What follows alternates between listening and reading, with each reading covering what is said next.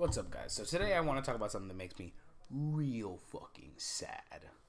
So I saw this anime when I was younger. I was, I don't know, probably like between like 10 and 12. And I saw this anime and it was on YouTube. It was by complete accident. By 100% accident. I just coincidentally saw this and I saw the very first episode of it and I couldn't find any more of it on YouTube. And I couldn't find it anywhere. I was trying to Google it, but I couldn't remember the name properly. I was like, it's something like FCCL.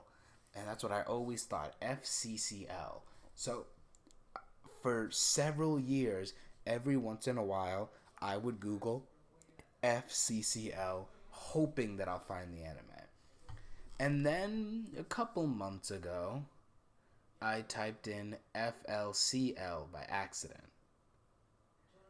And boom, Fooly Cooly. I saw it and I'm like, that's what I remember. I saw that anime so many years ago. Immediately I went to go watch it because I remember that anime being like so under the radar. I didn't see anyone talking about it. And even nowadays, I wasn't seeing anyone talking about it. So I watched the first season. Absolutely amazing. Then I saw the second season. It was alright. It wasn't bad. It was alright. Then I tried to watch the third season. I could not get through it. It was just so boring and typical and so not Fooly Cooly. Now, when I started watching it, I decided to look up some YouTube content of it, and I realized I wasn't seeing very much of anything talking about Fooly Cooly. So I finished season 1, and I'm like, I might make a video about this. Then I watched season 2, and in the middle of it, I started seeing posts.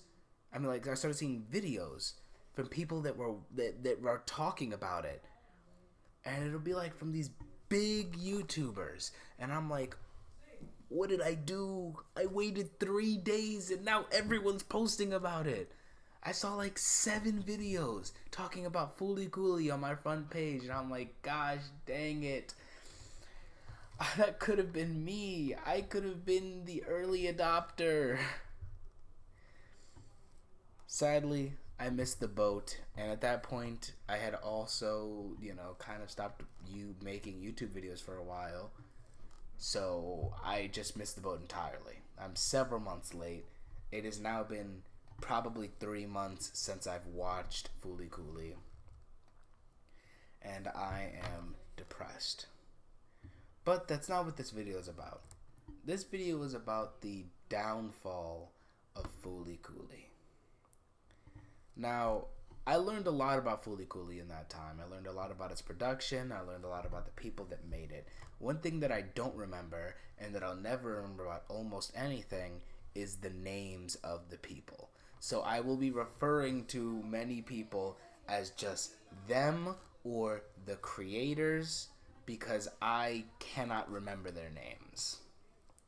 So, originally Fooly Cooly was created by a famous anime creator, and he just wanted to pour his perfect vision into this. He made something that was purely of his mind. Most anime, that came out, you're looking at least 12 to 20 episodes in a season. He was like, no. 6 is the perfect amount. I don't need more than 6 episodes to make this what it needs to be. And every single frame of animation throughout all 6 episodes is filled with such love and care that I am just blown away. Absolutely blown away every single time I see it. I look at these things and I am shocked that someone could think about this. Like, alright, there's going to be spoilers in this video. I mean, that should be obvious. Almost every video that I make, there ends up being spoilers. I'm gonna try to not spoil anything major for the first section of the video, but it will definitely get more spoilery as we go down the line. First episode, though, has this section where the main character, Nalta, which, by the way, I kept getting his name wrong for so long. I rewatched the first season like 3 times in the hopes that I'd finally end up remembering his name. And it wasn't until I watched a video talking about Fooly Cooly that I actually put his name to memory. His name is Nalta. Nalta's coming home, he wakes up in the morning, and Haruko-san is in his kitchen talking to his dad. And he opens the door, and immediately it changes art direction to manga panels. And it's fudging insane. It's just this super weird series of events of his dad thinking that he did something with Haruko and saying Fooly Cooly over and over again. And, there was this one line that was like, oh yeah, that kind of in-depth Fooly Cooly, it was so crazy. Nalta is freaking out. His dad's getting on top of him.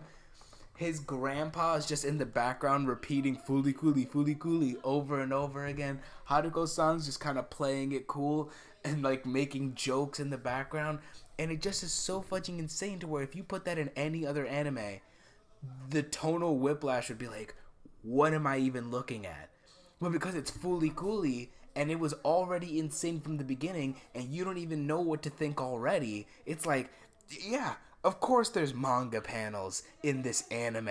And the crazy thing is that there's no manga for Fooly Cooly. Fooly Cooly did not have a manga to start it off. I think eventually there was a light novel made, and I do want to read it, but I have not yet. And that was in the first episode. And I didn't even talk about how the episode starts. Because the first episode starts fudging crazy. So, Nalta is chilling on a riverbed with his brother's, I guess, ex-girlfriend, Mamimi. That is her name. Yes, it's a great name. It's adorable, and I love it. So, Mamimi is talking to him, and she essentially asks him why he's so fucking boring. And he's just like, fuck you, Mamimi, and he leaves. As he's walking away, a woman on a Vespa, which I think at that time, not many people knew what the heck a Vespa is. Even nowadays, when I say the word Vespa, a lot of people don't know what I'm talking about. So, here's an image of a Vespa for people that don't know what it is I'm talking about. Haruko-san comes in, and she's essentially the main antagonist / main driving force for the anime. Comes in on a Vespa, smashes into him, and this is all within the first 2 or 3 minutes. Smashes right into his forehead so hard that a bulge comes out of his head that he has to cover up with a band-aid. And she thinks that he's dead. She literally declares him as dead. But obviously, he's not. He's fine. And the way that episode ends is with a giant robot breaking its way out of his head, consuming him, and then fighting, I believe, a giant hand. I don't remember exactly what they were fighting, but I believe they were fighting a giant hand in that episode. And that was, by the way, me skipping so much craziness in between. That was just the first fudging episode. Now let me go over Season 2's first episode. It starts off already weird. We're in a zombie post-apocalyptic world where the main character has these cat ear headphones and she's in a zombie apocalypse. And I think she eats someone or someone eats her, something like that. And then she wakes up and it was a dream.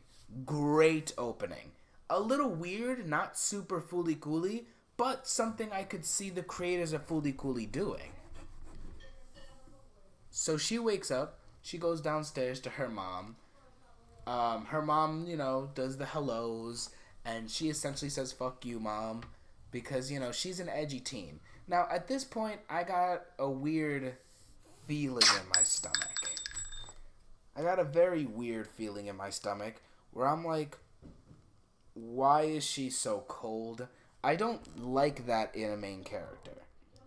I like my main character to be... So, there's this thing in D&D, same thing with improv, where you kind of go along with what people say. Like, you may have your own character ideas in mind, but at the same time, you're doing a group event. So you have to justify in your mind why the characters are going along with the party. So when a main character in a show or anime is immediately antagonistic to someone that seems like they care, it's usually a bit of a red flag for me. I usually don't like it. Some anime do it great and actually enhance what's happening by having that person go through a character arc where they become a better person. But a lot of times, I'm just annoyed. Luckily, she's not just an angsty, annoying teen. I mean, she is. That is what she is. But it's not super, super, like, angst all the time. So she goes to school, and I believe before she goes to school, she meets Haruko. And I believe Haruko hits her with her Vespa as well. A nice little symmetry with the first season. I like that. I like a little symmetry. It's a little samey, but it's alright. She gets a little bump. The episode continues. We meet this guy who I originally thought was Naoto, like all grown up. It's not. I think his name is like Ida or something. And then, we meet Ida, and we meet his fat friend whose name I don't remember, so I'm going to call him Odie. Odie's wearing a skirt, and there's like a whole debate scene that's like a little crazy. It feels like it's starting to get that Fooly Cooly random crazy energy about him ranting about his skirt, but it just doesn't hit the same beats. Like, it doesn't hit the craziness the same way Fooly Cooly does. It feels a little bit more out of place, a little bit more random here. I like it. It was fun, but it didn't feel super Fooly Cooly. We find out later that Ida is actually working at essentially like a junkyard, kind of as a slave. And that's why he's so fudging ripped. But he pretends like he's just some nerdy loser in school. I like that. I like that character concept. So far, not bad. But then things get a little... When, of course, as a Fooly Cooly episode tends to do, a monster comes out of her head. I don't remember how it gets defeated. I think Haruko-san defeats it. And it was just a little lackluster. There was no real standout moments. There was no moments that I can remember so clearly in my mind that I could replay it. It was just nothing special. It wasn't bad. It was just nothing special. Now let's look at the first episode of Season 3. Oh, God. Season 3. I don't even remember how the episode starts exactly because it was boring. And I watched the first episode 3 different times because I couldn't finish it. So I had to keep rewatching it. I think I got 3 episodes in before I gave up. But the episode first introduces us to the main character. No, I don't know her name. I'm going to call her Sarah. And the rest of her friends. The fat one, the hot one, and the best friend one. Turns out, best friend's kind of a huge bitch because she's a supermodel. She's a girl early in her modeling career. And she's kind of a huge, asshole at first. She becomes a little bit more friendly, but she's kind of a huge asshole. So afterwards, they're all hanging out in the main character's house. Actually, no. First, there's a scene where she goes to work, and this detective accidentally sprinkles an entire pack of some seasoning into his soup, and eats it. And it's that random funny thing that like actually works. It was actually random and funny in a way that felt kind of fooly cooly. But it didn't feel like this show. Like, it didn't feel like Fooly Cooly Season 3. It felt like something you would see in Fooly Cooly Season 1, but since we're all the way in Fooly Cooly Season 3, it feels really out of place. So Haruko-san walks in, basically expositions the main character at us. At this point, Haruko-san seems tired of doing Fooly Cooly. She seems like she's just like, alright, let me get the plot points through. You're a boring girl who lives a boring life. You want a bit of excitement. That's who you are, right? And then the main character's like, what are you talking about? And then she scouts out her head with like with her hands and like looks at her forehead to see if it's like if it'll work. And it just felt it felt lazy. Like, I get it was supposed to be meta humor, but it just felt really lazy. It would be like if another Halo game came out, Master Chief meets the main antagonist, and he was just like, let me guess, you want world domination, or you want to cause the infection, or you want to destroy all human life. Alright. It's like, you see how lazy that sounds? It's like, I get what you're going for, but why would you ever write it that way? It just feels like you don't care anymore, so you're just trying to get the plot points through. So then after that, all of her friends go out to hang at her house, and there is a block, a little wooden block, that has something written on it. And the thing is, in season 1, the main character Mamimi, she smokes cigarettes. She's a teenager, while Nalta is, I believe, a preteen. And she's smoking these cigarettes that have written on them, never knows best. Now, it's already smoked a little bit, so, you know, it's given a little bit of, like, mystery to you. You're like, well, what does never knows best means? Is it cut short and it actually said I never know best, or he never knows best, or is like this brand of cigarettes called never knows best, or maybe Mamimi writes on all of her cigarettes never knows best? No one knows, and it never gets explained in the series. And in season 2, you never see the words never knows best, but in season 3 they're playing Jenga, and for whatever reason the main character just has a block that says never knows best, and she just looks at it, doesn't say anything about it, doesn't think about it, doesn't do anything. She just has a block that for some reason says something from Mamimi. So you get to think to yourself, you're like, well, what is that? Does that confirm that the cigarette brand is never knows best, and for some reason this cigarette brand also makes a Jenga-like game? It's just confusing. It seems unnecessary. It's not like goofy random. It's just out of place. So afterwards, they decide to go to the mall and shopping, and the fat character does her thing that all fat characters do.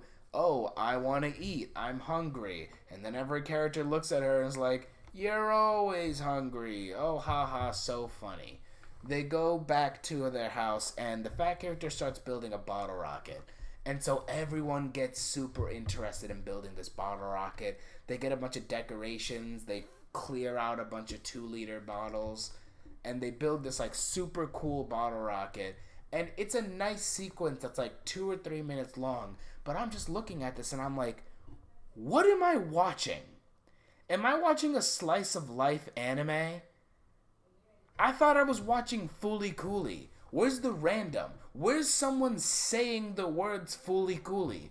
Where is fudging robots? Where is the weirdness? And I completely skipped out on a section with the fact that there's another girl who seems to know Haruko-san, Oh, we don't know. That's actually season 2. Never mind. I was about to mention something that's actually good. Sorry. Um, but there's nothing interesting happening. And then, out of nowhere, when they go to launch the bottle rocket, uh, something comes down and destroys it and creates a rocket, I think. And then, like, a snake monster appears, and Haruko-san just comes up and kicks its ass. And I'm like, what is this? It feels like they just threw a fight scene in here because every Fooly Cooly episode has a cool fight scene. But this one isn't even cool. It's just boring. It's so bland and so formulaic. Now, you might be asking yourself, well, what happened? Why did Fooly Cooly turn out this way? Did the creator lose passion? Were they being forced to do it by the studio? Well, no. The original creator made one season. He made Fooly Cooly, and that was it. He stopped there. He said his story was done. An interviewer, I believe, asked him if he would ever do Fooly Cooly again, and he was like, there's nothing else to tell. The story is finished. But the Fooly Cooly IP was owned by Adult Swim. And so a new showrunner came in, a new creator, a female. I don't remember her name, so I'm going to say her name's Sarah. I already used Sarah. I'm going to say her name is Emily. Emily comes in, and she's like, she grew up kind of with Fooly Cooly, and so she was inspired to make more seasons of it. She asked the original creator about it, and he's like, dog, I don't want to make any more Fooly Cooly. So she like, I might be remembering this wrong, but I believe she asked him for permission to make it, and he's like, no, there's no story to tell. But she's like, but the world needs more Fooly Cooly. No, it doesn't. If the world needed more Fooly Cooly would have been made. So she decided to make her own Fooly Cooly. Fooly Cooly Progressive, otherwise known as the second... not Fooly Cooly. Yeah, Fooly Cooly Progressive, which otherwise known as the second season of Fooly Cooly. It reviewed mediocrely. I believe the original creator was asked his opinion on it, and he was like, that's not it, Chief. And then she decided to make a third season, that being Fooly Cooly Alternative. And it just, once again, was bad. Fooly Cooly Progressive was at least fine. It felt like it's something that could come out of Fooly Cooly. It didn't feel completely out of place. It just felt like you can tell there was a different creative vision. You can tell that it wasn't made by the same person. Even though it did have similar heart, it did seem like it had the same, like, not the same level of passion, but the same level of care. Season 3 feels like an AI made it. And it's by the same creator. And I'm just like, what happened to the passion? What happened to the care? What happened to the fact that this is Fooly Cooly? Now, another thing that I didn't mention is that there was this little known band. I believe their name is The Pillows. And they weren't super big at the time Fooly Cooly came out. But the original creator loved their music. So he contracted them. I forget if he contracted them to make music for Fooly Cooly, or if he just used their music in Fooly Cooly and like bought the rights to use it. This kind of blew up The Pillows a little bit. They kind of blew up somewhat after that. And season 1 perfectly used the Pillows soundtrack beautifully, and every time it was necessary. It really matched the themes of the show. Fooly Cooly Season 2 also had the Pillows soundtrack, and it was good, and it was still great because the music was still amazing. The Pillows make great music, but it just didn't fit Season 2 of Fooly Cooly. And then Season 3 comes out, and they're still using the Pillows soundtrack, and it just fits even less.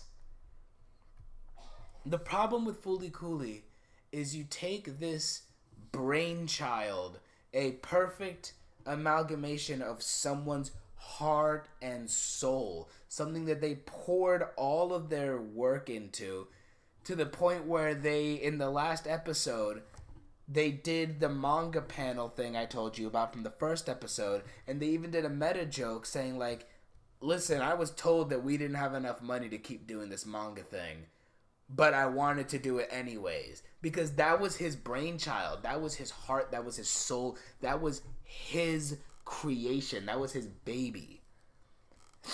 And then afterwards, someone else is like, you know what? We need more of that. What if his baby had a twin? Let's just make more of that. But they didn't have his DNA anymore. His DNA was now out of the gene pool.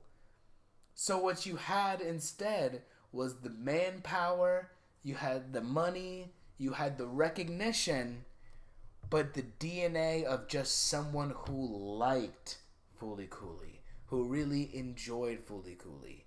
And it could never be the same. Now granted, it didn't need to be the same. It just had to be good. And that's why I like season 2. Because it wasn't the same, but it was at least a good season. Season 3 isn't that. Season 3 is not only different, but bad. And I believe I heard that they are considering making a 4th season, and I really, really hope that they don't. Just let Fooly Cooley die. Just let it rest. We can always look back on the masterpiece that was Fooly Cooley Season 1 and fawn over it. Fooly Cooley Season 2 and 3, we can just ignore.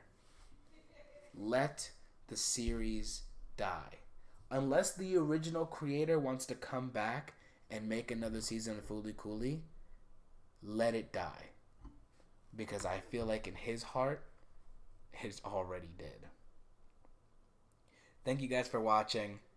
God, I keep making videos that end on a sad note. I gotta make a good video where like things are happy again. I miss joy. So next video, it's gonna be happy. We're gonna do something happy. But that's all I have for this video. I'll catch you guys later. Have a great day.